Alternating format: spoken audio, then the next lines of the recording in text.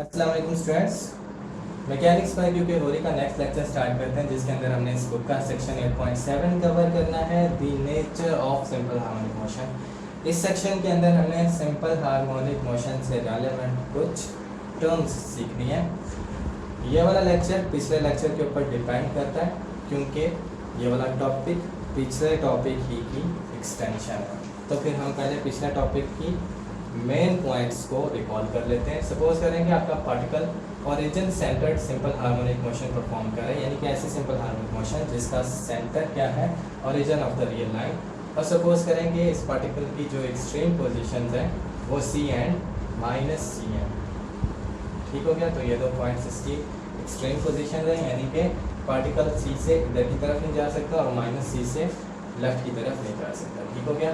तो इस केस में पार्टिकल की जो सिंपल हार्मोनिक मोशन है उसकी गवर्निंग इक्वेशन क्या बन जाएगी, ये हमने सीखा था, D square X divide with D T square is equal to minus lambda X square. Lambda is the proportionality constant. Suppose करेंगे पार्टिकल राइट एक्सट्रीम पोजीशन से अपनी मोशन स्टार्ट करता है, यानी कि जब टी इज इक्वल टू 0 है तब पार्टिकल ने ओरिजिन से कितना, पार्टिकल का ओरिजिन से कितना डिस्टेंस है, सी। ठीक हो गया। और इस जगह के ऊपर पार्टिकल की वेलोसिटी क्या होगी, डेफिनेटली 0 होगी। हमें पता है कि एक्सट्रीम पोजीशन के ऊपर पार्टिकल की वेलोसिटी 0 होती है। तो फिर dx/dt यानी कि velocity at time t is equal to 0 वो क्या हो जाएगा, 0। ठीक हो गया। ये equation when subject to this two conditions क्या सोल्यूशन देती है, ये भी हमने कल सीखा था, x of t is equal to c cos square root lambda t।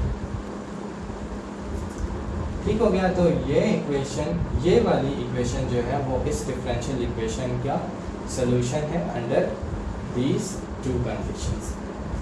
अब हम अपने टॉपिक की तरफ आते हैं। सबसे पहली चीज़ हमने क्या सीखनी है, एम्पलीट्यूड ऑफ द ऑसिलेशन।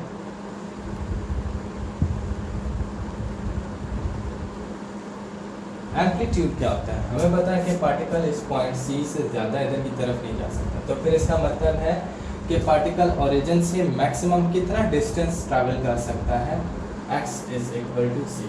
और यही जो डिस्टेंस फ्रॉम ओरिजिन है, मैक्सिमम डिस्टेंस फ्रॉम ओरिजिन या maximum distance from the centre of motion, ये क्या हो जाएगा, आपके पार्टिकल की ऑसिलेशंस का एम्पलीट्यूड हो जाएगा। ठीक हो गया। तो इसको हम क्या कहते हैं, this is the amplitude of oscillation. तो इस चीज़ को अब हमने एनालाइज करना यूजिंग दिस इक्वेशन। हम क्या करना चाहते हैं, इस x ऑफ t की मैक्सिमम वैल्यू निकालना चाहते हैं, क्योंकि इस x ऑफ t की जो मैक्सिमम वैल्यू है वो ही आपका एम्पलीट्यूड होगा। ठीक है। x ऑफ t क्या है, किसी भी टाइम t के ऊपर पार्टिकल का डिस्टेंस फ्रॉम ओरिजिन। तो इसकी मैक्सिमम वैल्यू क्या हो जाएगी, डेफिनेटली एम्पलीट्यूड हो जाएगी, क्योंकि वो क्या जो देगी, maximum distance of the particle from origin. ठीक हो गया। तो इसकी मैक्सिमम वैल्यू कब आएगी आपके पास, c तो कांस्टेंट है, तो इसका मतलब हुआ कि जब इस टर्म की मैक्सिमम वैल्यू आएगी तब ये वाली टर्म यानी x ऑफ t इसकी मैक्सिमम वैल्यू आएगी। ठीक हो गया। तो हमें ये पता है कि कोसाइन टर्म की जो मैक्सिमम वैल्यू क्या होती है, कॉस फंक्शन की मैक्सिमम वैल्यू 1 होती है। ठीक है। तो हम यहाँ पर लिखेंगे कि since cos square root t absolute value is less than और इक्वल टू 1। ये तो आपको पता है कि कोसाइन फंक्शन या साइन फंक्शन की एब्सोल्यूट वैल्यू क्या होती है, लेस देन और इक्वल टू 1। मान जो इनका क्या होता है, बाउंड होता है। तो इसका मतलब हुआ कि x ऑफ t इसकी मैक्सिमम वैल्यू क्या हो जाएगी, इसकी मैक्सिमम वैल्यू 1 है, तो फिर इस क्वांटिटी की मैक्सिमम वैल्यू क्या हो जाएगी, 1। तो ये हमारे पास हो जाएगा c multiplied with 1 that is equal to c। तो इसका मतलब हुआ कि चूँकि ये क्वांटिटी एम्पलीट्यूड है, तो फिर आपके पार्टिकल के ऑसिलेशंस का एम्पलीट्यूड कितना हो जाएगा, c। ठीक हो गया। तो ये पॉइंट हमारा क्लियर हो गया। एम्पलीट्यूड के बाद आपके पास आ जाता है वाइब्रेशन। वाइब्रेशन से क्या मुराद है, एक वाइब्रेशन क्या होती है, पार्टिकल ने यहाँ से अपनी मोशन स्टार्ट की, यहाँ से ये ओरिजिन की तरफ आया और यहाँ से जब इसने मूव करना शुरू किया तो इसकी वेलोसिटी इंक्रीज होना शुरू होगी। ठीक है। तो ओरिजिन पर आकर इसकी वेलोसिटी मैक्सिमम हो जाएगी। ठीक है। और जैसे ही ओरिजिन को क्रॉस करेगा तो फिर रिस्टोरिंग फोर्स क्या करेगी, इसकी वेलोसिटी को डिक्रीज करेगी और ये दूसरी एक्सट्रीम पोजीशन पे जाके इसकी वेलोसिटी जीरो हो जाएगी, यहाँ पे आके थोड़ी सी देर के लिए रुकेगा और रिस्टोरिंग फोर्स की वजह से ये वापस ओरिजिन की तरफ आएगा। यहाँ पर इसकी वेलोसिटी दोबारा से मैक्सिमम हो जाएगी, यहाँ से जीरो थी, जीरो से इंक्रीज होती हुई यहाँ पर मैक्सिमम, और फिर जैसे ही यहाँ से क्रॉस करेगा आगे जाएगा तो वेलोसिटी डिक्रीज होना शुरू हो जाएगी, यहाँ पर आके दोबारा से जीरो, ठीक है। और फिर यहाँ से दोबारा ये इधर की तरफ आएगा और इस तरह से ऑसिलेशन शुरू कर देगा। तो एक एक्सट्रीम पोजीशन से दूसरी एक्सट्रीम पोजीशन और फिर इस दूसरी एक्सट्रीम पोजीशन से वापस इस वाली एक्सट्रीम पोजीशन पर आने को हम क्या कहते हैं, ये पार्टिकल ने एक वाइब्रेशन परफॉर्म किया, ठीक हो गया। या पार्टिकल अगर ओरिजिन से मोशन स्टार्ट करता है तो दोबारा जब ओरिजिन पर आएगा तो हम कहेंगे इसने एक ऑसिलेशन पूरी की, ठीक है। तो ये डेफिनेशन है वाइब्रेशन की, ठीक है। One complete round trip of the body from mean position back to the mean position makes one vibration. तो ये चीज़ थी। अब इसके बाद आगे चलते हैं मैक्सिमम वेलोसिटी की तरफ। मैक्सिमम वेलोसिटी कैसे आएगी आपके पास,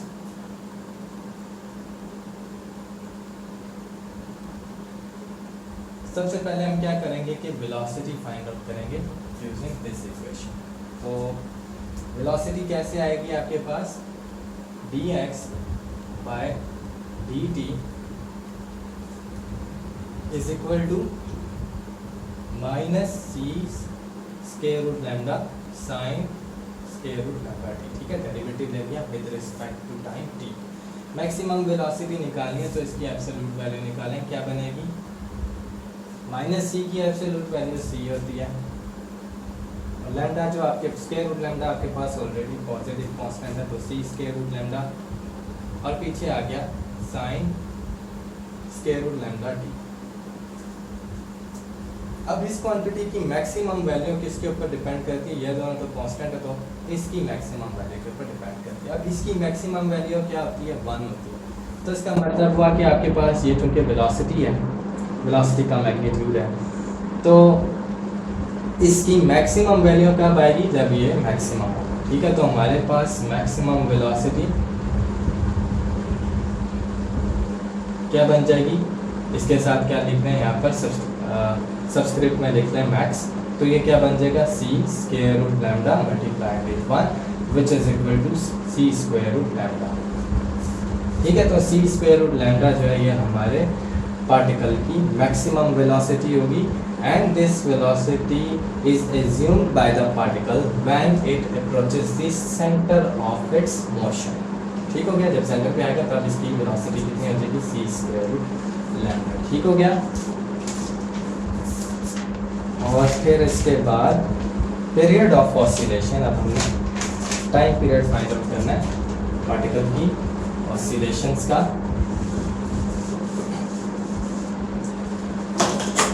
टाइम पीरियड क्या होता है या पीरियड ऑफ ऑसिलेशन क्या होता है, एक वाइब्रेशन अभी हमने सीखी है, एक वाइब्रेशन या एक ऑसिलेशन कंप्लीट करने में जितना टाइम लगता है, पार्टिकल जितना टाइम लेता है उस टाइम को हम टाइम पीरियड कहते हैं, ठीक हो गया। अब हमने इसको फाइंड आउट करना है मैथमेटिकली, ये वो किसके इक्वल आएगा, एक्स ऑफ टी किसके इक्वल था, C cos square root lambda T.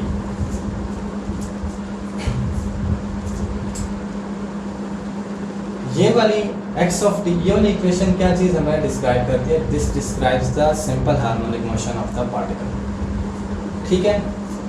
तो इसका टाइम पीरियड फाइंड आउट करने के लिए नोट करें कि हमें पहले कोसाइन टर्म का टाइम पीरियड फाइंड आउट करना पड़ेगा, ठीक है। एक चीज़ रिकॉल करें कि cos x का जो टाइम पीरियड है कोसाइन टर्म का वो क्या होता है, 2 रीज़न क्या होती है कि cos x प्लस 2 जो वापस क्या आ जाता है, cos x आ जाता है, ठीक है। इसी तरह से cos ax, ए जो आपका एक रियल कांस्टेंट है, रियल नंबर है, इसका टाइम पीरियड क्या हो जाएगा, 2 डिवाइड विद ए, ठीक हो गया। तो इसी तरह से cos of square root lambda T, ठीक है, इसका टाइम पीरियड क्या हो जाएगा, 2 divide with square root lambda, ठीक हो गया। अब एक चीज नोट करें, इस बात का क्या मतलब है कि अगर आप cos स्क्वायर रूट लैम्डा, इसमें t को किससे रिप्लेस कर दें, t प्लस पीरियड यानी कि 2 pi divide with square root lambda, तो फिर आपके पास दोबारा से क्या आ जाएगा, आपके पास आ जाएगा cos square root lambda t। ठीक है, इसकी क्या रीजन है, ये चीज़ इसके साथ मल्टीप्लाई हो जाएगी तो क्या बन जाएगी cos square root lambda t, और फिर ये इसके साथ मल्टीप्लाई होगा तो ये और ये कट हो जाएंगे, आपके पास प्लस 2 पाई आ जाएगा। तो ये वाली चीज़ किसके इक्वल हो जाएगी, अभी हमने देखा कि cos x प्लस 2 पाई किसके इक्वल है, cos x, तो cos square root lambda t plus 2 pi किसके इक्वल हो जाएगा, cos square root lambda t के इक्वल हो जाएगा। ठीक हो गया, तो हम क्या करेंगे, टाइम t की जगह क्या लगा देंगे, t plus 2 pi divide with square root lambda. ठीक है, तो इस चीज़ को यहाँ पर देखें तो हमारे पास क्या आएगा, t plus 2 pi square root lambda, ये आपने यहाँ पर पुट किया तो आपके पास यहाँ पर क्या आ जाएगा, c cos square root lambda, t की जगह क्या आ जाएगा, t plus 2 pi with divide with square root lambda. ठीक हो गया, स्क्वायर रूट लैम्डा। अब ये चीज किसके इक्वल आई थी, cos square root lambda t, तो ये चीज आपके पास आएगी c cos square root lambda t, और ये चीज किसके इक्वल थी, ये हमारे x ऑफ t के इक्वल है। तो इससे क्या साबित हुआ कि x of t plus 2 pi divide with square root lambda जो है ये किसके इक्वल है, x ऑफ t। ठीक है, तो यानी कि आपका जो फंक्शन x ऑफ t है वो एक पीरियोडिक फंक्शन है और इसका पीरियड क्या है, 2 pi divide with square root lambda. ठीक हो गया। अब चूंकि x ऑफ t जो है वो आपके पार्टिकल की सिंपल हार्मोनिक मोशन को रिप्रेजेंट कर रहा है, तो फिर सिंपल हार्मोनिक मोशन का टाइम पीरियड क्या हो जाएगा, ये वाली चीज़।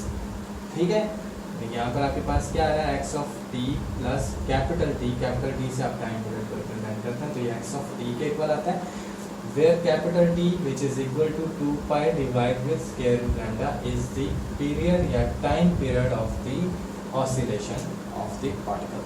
ठीक है, तो ये आपको ये वाली चीज़ें समझ आनी होंगी।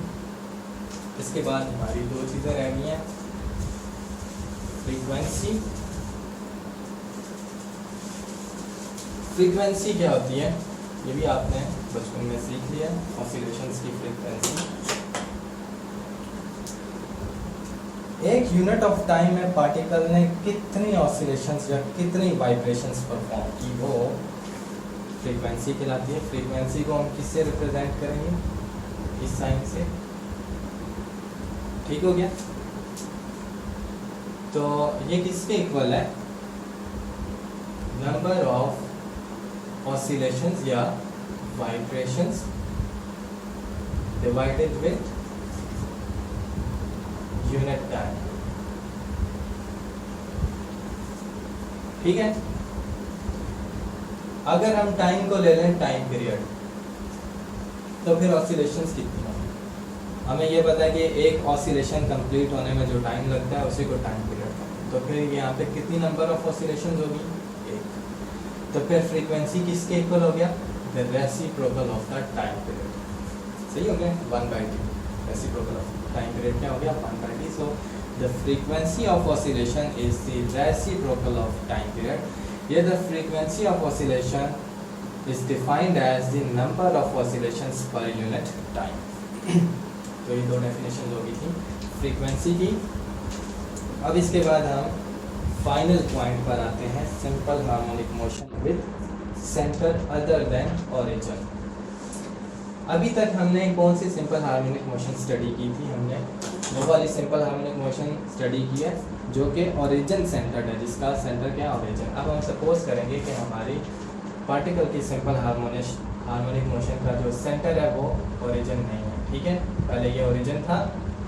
ठीक है, यहाँ पर आपका क्या है, एक पॉइंट P जिसका ओरिजिन से कितना डिस्टेंस है, सपोज करें ये डिस्टेंस x है। ठीक हो गया। अब हम क्या कर रहे हैं, हम इस सेंटर ऑफ मोशन को ओरिजिन की जगह कोई और पॉइंट ले लें, ठीक है, पॉइंट बी ले लें, पॉइंट ए ले लें, जिसका डिस्टेंस फ्रॉम ओरिजिन कितना है, सपोज करेंगे स्मॉल बी के। अब इधर हम अपनी मोशन के सेंटर को शिफ्ट कर रहे हैं, तो ये आपका डायरेक्टली इसके नीचे यहाँ पर आपका ओरिजिन आ गया, यानी सेंटर आ गया। इस सेंटर का नाम आप रखते हैं सी, और अब आपका ये जो पॉइंट पी है ये किधर आ जाएगा, इधर आ जाएगा। अब इसका डिस्टेंस फ्रॉम ये पॉइंट यहाँ पर क्या आ जाएगा, ओरिजिन तो आपका इधर ही है, ठीक है। ये पॉइंट जो है ओरिजिन से कितना दूर था, x यूनिट्स दूर, तो ये पॉइंट बी ही होगा क्योंकि it lies directly below it. तो इसका डिस्टेंस फ्रॉम ओरिजिन क्या हो जाएगा, x हो जाएगा। तो ये वाला डिस्टेंस टोटल कितना हो गया, x हो गया, ठीक हो गया। जबकि ये वाला जो डिस्टेंस है O से लेकर C तक, बल्कि ये एक ही जगह यहाँ पर C रखना है, तो O से लेकर C तक का डिस्टेंस कितना हो गया, अभी हमने देखा ये B के इक्वल है। तो ये वाला डिस्टेंस कितना हो जाएगा, यहाँ से लेकर यहाँ तक वाला टोटल डिस्टेंस x है, इसमें से आप ये वाला डिस्टेंस कट कर दें तो ये वाला डिस्टेंस आ जाएगा, यानी कि ये बन जाएगा x माइनस बी, ठीक हो गया। तो ये वाला जो डिस्टेंस है, ये कौन सा डिस्टेंस है, distance of point P from the centre C, ठीक है। तो अब पार्टिकल का डिस्टेंस फ्रॉम सेंटर क्या हो गया, x की जगह x माइनस बी हो जाएगा, ठीक हो गया। तो इस केस में आपकी गवर्निंग इक्वेशन क्या बनेगी, सेंटर जब ओरिजिन पे था तब आपकी गवर्निंग इक्वेशन थी D square X divide with D T square is equal to minus lambda X, ये था। अब आपका चूंकि x जो है वो क्या बन गया, x माइनस बी बन गया, ठीक है। तो फिर यहाँ पर क्या आ जाएगा, D square X minus B divide with D T square is equal to minus lambda X minus B. अब ये कौन सी इक्वेशन है, सिंपल हार्मोनिक मोशन है किस पार्टिकल के लिए, जिसका सेंटर जो है वो क्या है, b यूनिट्स अवे है फ्रॉम ओरिजिन, ठीक हो गया। अब इसको आप थोड़ा सा अलग करें, D square X by D T square minus D square B divide with D T square, ठीक हो गया। ऐसे आप कर सकते हैं ना, और इस डेरिवेटिव को अलग कर सकते हैं ओवर समेशन और डिफरेंस, तो ये इक्वल हो जाएगा minus lambda X minus B के। अब बी चूँकि कांस्टेंट नंबर है, रियल नंबर है, तो इसका डेरिवेटिव क्या हो जाएगा विद रिस्पेक्ट टू टाइम, 0 हो जाएगा, ठीक है। तो फिर आपके पास क्या आ जाएगा, D square X divide with D T square, इस माइनस लैम्डा वाले को पूरी टर्म को इधर लेके आते हैं, plus lambda X minus B. ये वाली इक्वेशन क्या होगी, ये सिंपल हार्मोनिक मोशन की गवर्निंग इक्वेशन है जब पार्टिकल की मोशन का सेंटर क्या हो, b units away from origin, ठीक हो गया। तो ये था आज का पूरा टॉपिक, होपफुली आपको समझ आएगा। Thanks for watching.